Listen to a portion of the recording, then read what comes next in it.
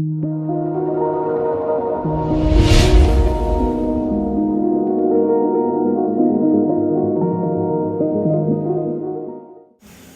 දවසක් වේවා ඔයාලා හැමෝටම. අදත් ඔයාලා එකතු වෙලා ඉන්නේ CEB YouTube channel එකත් එක්ක. අද රිපෙයාර් එකට ඇවිල්ලා තියෙනවා LED TV එකක්. මේක සම්පූර්ණයෙන්ම වැඩ නැහැ කියලා තමයි මට ගෙනාවේ. මම දැන් මේකට power supply දුන්නා. අපි බලමු මේක on වෙනවද කියලා. power button එක press කරලා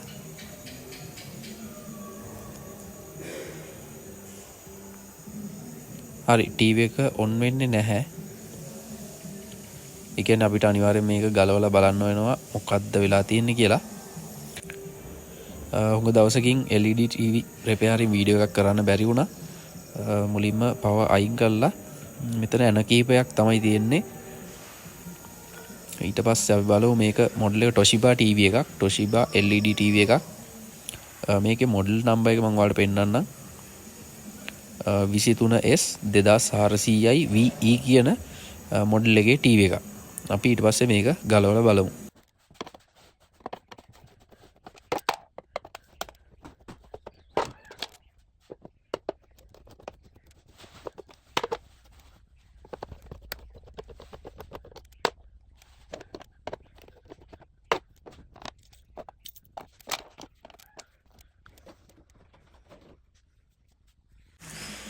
හරි මේ විදිහට TV එකේ housing එක අපි ගලවලා අයින් කරා. මේ වගේ power supply unit එකකුයි main board එකයි දෙකක් තමයි මේකේ ඉන්නේ. මුලින්ම මේ TV එකක් ගැලවුවම අපි බලන්න ඕනේ මේකේ physically damage එකක් තියනවද කියලා. physical damage එකක් කිව්වෙ එක්ක wire එකක් ගැලවිලා එහෙම නැත්නම් මොකක් හරි capacitor එකක් ඉදිමිලා වෙන්න පුළුවන්. එහෙම නැත්නම් IC එකක් පිච්චිලා වෙන්න පුළුවන්. මේ වගේ physical damage එකක් තියනවාද කියලා අපි මුලින්ම check කරලා බලන්න ඕනේ. දැන් මෙතනදී නම් smoothing capacitor එක main smoothing capacitor එක damage වෙලා තියෙන්නේ. කියන්නේ එක පින්නක් ගැලවිලා තියෙනවා. මේ හින්දා වෙන්න පුළුවන් ගොඩක් වෙලාවට මේ TV එක on වෙන්නේ නැත්තේ. අපි මුලින්ම මේ capacitor එක මාරු කරගෙන ඉමු. වෙන physical damage එකක් නම් පේන්න නැහැ. ගොඩක් වෙලාවට මේක වෙන්න ඕනේ හේතුව TV එක on වෙන්න. වෙන damage නැහැ. දූවිලි ටිකක් තමයි මේකේ තියෙන්නේ. ඒ ටිකත් පිහලා අපි මේ කැප් එක අපහු සෙට් කරලා කැප් එක පේන විදිහට බාහිරින් හොඳයි. අපි මේක ඊට පස්සේ රීප්ලේස් කරලා බලමු මොකද වෙන්නේ කියලා. සමහරට මීට වැඩිය දෝෂයක් තියෙන්න පුළුවන්. මුලින්ම මේක සෙට් කරලා බලමු.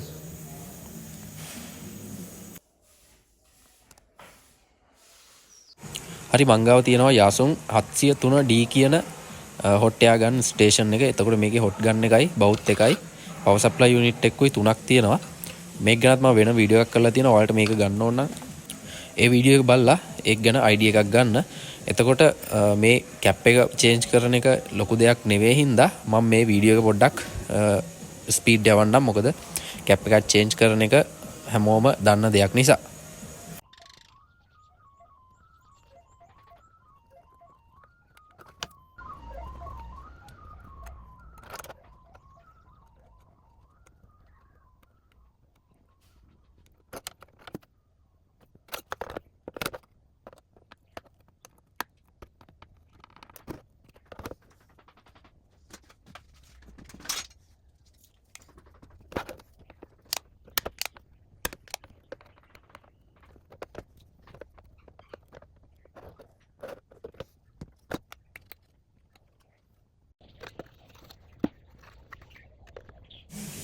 හරි දැන් මම මේකේ ගැලවිලා තිබ්බ කැප් එක චේන්ජ් කරලා තියෙන. ඊට පස්සේ ස්ක්‍රූ යන දෙකක් තිබ්බා. ඒ දෙකක් දාලා දැනට මම මෙච්චර වෙලා කරපු රිපෙයාර් එක ඉවර කරලා තියෙන. ඊට පස්සේ බෑක්ලයිට් වයර් එකත් සෙට් කරලා දැන් පවර් වයර් එක මේ විදිහට සෙට් කරලා අපි බලමු මේකට පවර් දීලා TV එක ඔන් වෙනවද කියලා. ඔන් වෙන්නේ නැත්නම් අපිට එතනින් එහාට ගිහිල්ලා තව මොකද්ද වෙලා තියෙන්නේ කියලා බලන්න වෙනවා.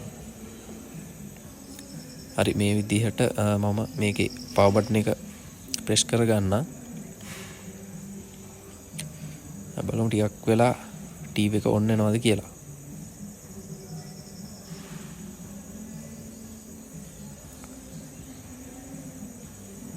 ගොඩක් වෙලාවට රිපෙයාර් එක මෙතනින් හරියන්න ඉඩ තියෙනවා. බෑක්ලයිට් වලට පවර් ආවා.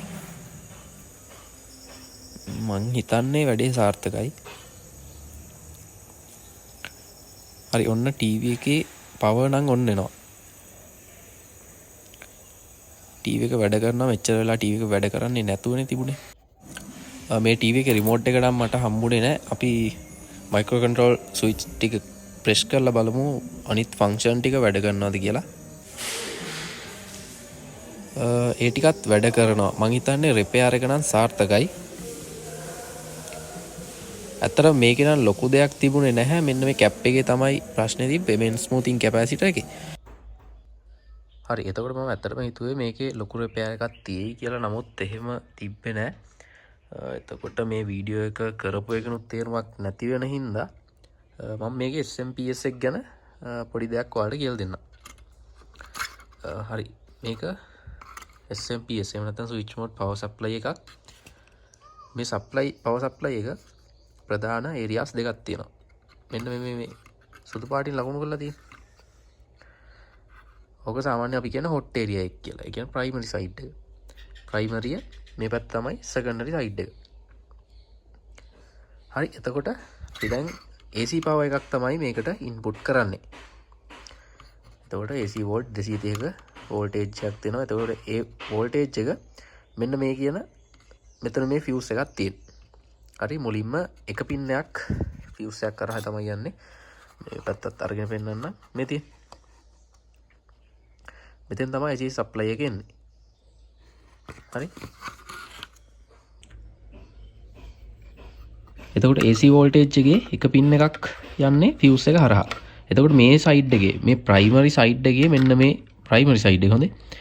මෙන්න මේ කොටස් ටිකේ මොකක් හරි ෆෝල්ට් එකක් ආවොත් එහෙම ෂණිකව මෙන්න මේ ෆියුස් එක පිච්චිලා මෙතනින් එහාට කරන්ට් එක පාස් වෙන්නේ නැහැ. මේකේ තියෙන ඊතුරු කොම්පොනන්ට්ස් වලට හානියක් වෙන්නේ නැති වෙන්න මෙන්න මේ ෆියුස් එක පිච්චිලා මෙන්න මේ සර්කිට් එක ප්‍රොටෙක්ට් කරනවා. ඔක තමයි ෆියුස් එකේ වැඩේ. ගොඩක් දුරට පවර් ට්‍රාන්සිස්ටරේ එහෙම නැත්නම් කැපැසිටර් එකක් ඊට පස්සේ බ්‍රිජ් රෙක්ටිෆයර් එකේ දෝෂයක් වුණ ගමන් ටක් ගාලා මේක පිච්චිලා මේක ප්‍රොටෙක්ට් කරගන්නවා. ඊට පස්සේ මේ විදිහට ඇවිල්ලා මෙතන තියෙන්නේ වැරිස්ටර් එකක්. ඒක එච්චරම වැදගත් නැහැ. නමුත් ඒක නැති වුණා කියලා මේක වැඩ කරන්නේ නැත්තේ නෑ. ඒක ෂෝට් වුණොත් වැඩ කරන්නේ නැහැ. ඒක ඕපන් වුණා කියලා කිසි ප්‍රශ්නයක් වෙන්නේ නැහැ. සර්කිට් එක වැඩ කරනවා. ඊට පස්සේ මෙතන මේ තියෙන්නේ කොයිල් එකක්. මෙන්න මේ කොයිල් එක හරහා දෙපැත්තම වෝල්ටේජ් එක පාස් වෙනවා. ඊට පස්සේ මේ පැත්තට යනවා. මෙතන තියෙන්නේ කන්ඩෙන්සර් එකක්. කැපැසිටර් එකක්. මෙතන ඔයාලා බලා ගන්න පුළුවන් මෙන්න මේක. මෙන්න මේ කැපැසිටර් එක තමයි තියෙන්නේ. අර කලින් කිව්වා මේ වැරිස්ටර් එක, මේ NTC එක. ඊට පස්සේ මේ තියෙන්නේ අර කිව්වා කොයිල් එක. මේක කන්ඩෙන්සර් එක. මේ කන්ඩෙන්සර් එක හරහා මේක පැරලල් දාලා තියෙන්නේ. මේ හරහා වෝල්ටේජ් එක ගමන් කරන්නේ නැහැ. බැරි වෙලාවත් ගමන් කරොත් එහෙම මෙන්න මේ ෆියුස් එක පිච්චෙනවා. සාමාන්‍ය අකුණු ගහද්දී වගේ මේවා ෂෝට් වෙන්න ඉඩ තියෙනවා. ඊට පස්සේ මෙන්න මේ කොයිල් එක හරහා මෙන්න කොයිල් එක හරහා මේ පාත් දෙකම යනවා. ඊට පස්සේ මේ තියෙන ඩයෝඩ් 4. මේක නම් බ්‍රිජ් රෙක්ටිෆයර් එකක් නෙවෙයි තියෙන ඩයෝඩ් 4ක්. ඊට පස්සේ මෙතෙන් එනකන් එන්නේ AC වෝල්ටේජ් එක. මෙන්න මේ ඩයෝඩ් 4 හරහා ගිහිල්ලා මේ පැත්තේ හැදෙනවා DC වෝල්ටේජ් එක. ඊට පස්සේ DC වෝල්ටේජ් එක මෙන්න දැන් අපි රිපෙයාර් කරපු මේන් කැප් එක ස්මූතින් කැප් එකට එනවා RCI වෝල්ට්. ඊට පස්සේ මේ කැප් එක හරහා වෝල්ටේජ් එක මේ පැත්තට ගිහිල්ලා මෙතන තියෙන පවර් ට්‍රාන්සිස්ටර් එක. මේක ගොඩක් වෙලාවට MOSFET එකක් වෙනවා. හරි මම මේ පැත්ත පොඩ්ඩක් පෙන්නන්න ඔයාලට.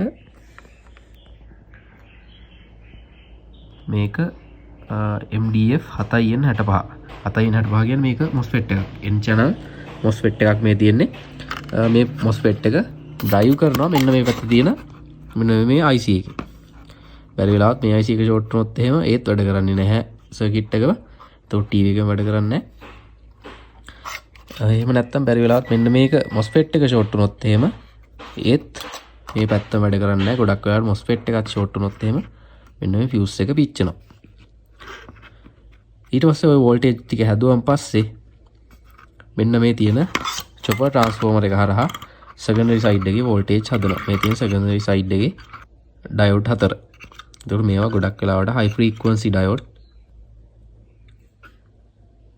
ඒ වගේ මේ තියෙන ස්මූතින් කැප් ටික ඊට පස්සේ මේ සෙකන්ඩරි සයිඩ් එකෙන් මෙන්න මේ විදිහට වෝල්ටේජ් අවුට් වෙනවා.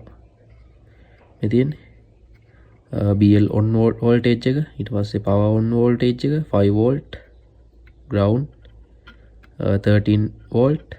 මේ විදිහට මේ පින් වලින් වෝල්ටේජ් ටික අවුට් වෙනවා. ඊට පස්සේ මේ පැත්තට ගියොත් එහෙම මේ පැත්තේ තියෙනවා තව දෙයක්. මෙන්න මේක මේ පැත්තේ තියෙන මේ තියෙන්නේ බෑක්ලයිට් වලට පවර් යන වයර් ක්ලිප් එක. මේ තියෙන LED. ඒ කියන්නේ මේකේ බෑක්ලයිට් වැඩ කරන්නේ මෙන්න මෙතනින්. එතකොට පවර් බෝඩ් එකකින්ම තමයි බෑක්ලයිට් වලට ඕන. මේකේ එතකොට LED බෑක්ලයිට් තියෙන්නේ. මේ විදිහට මේ පාත් එකේ දී අපිට ගියපුවම බලා ගන්න පුළුවන් මේක ඇවිල්ලා තියෙන්නේ මෙන්න මෙතන. එතකොට මේක පොඩ්ඩක් zoom කරොත්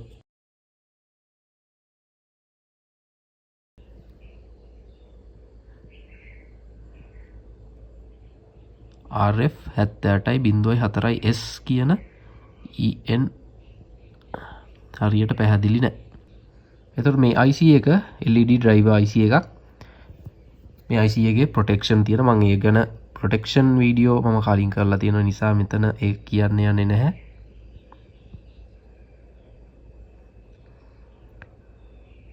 බැරි වෙලාවත් මේ IC එකේ fault එකක් හින්දාත් සමහර වෙලාවට LED backlight වැඩ කරන්නේ නැහැ.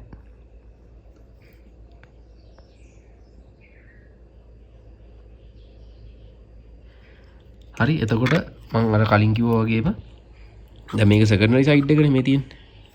සෙකන්ඩරි සයිඩ් එකෙන් හදන වෝල්ටේජ් එක මම අතර එක පින් එකක් තිබ්බා BL on පින් එක. ඒකත් බැලුවොත් එහෙම අන්තිම පින් එකද කොහෙද? 13 වෝල්ට් එකයි මේ නෑ BL 7 වෙනි පින් එක. BL on පින් එක.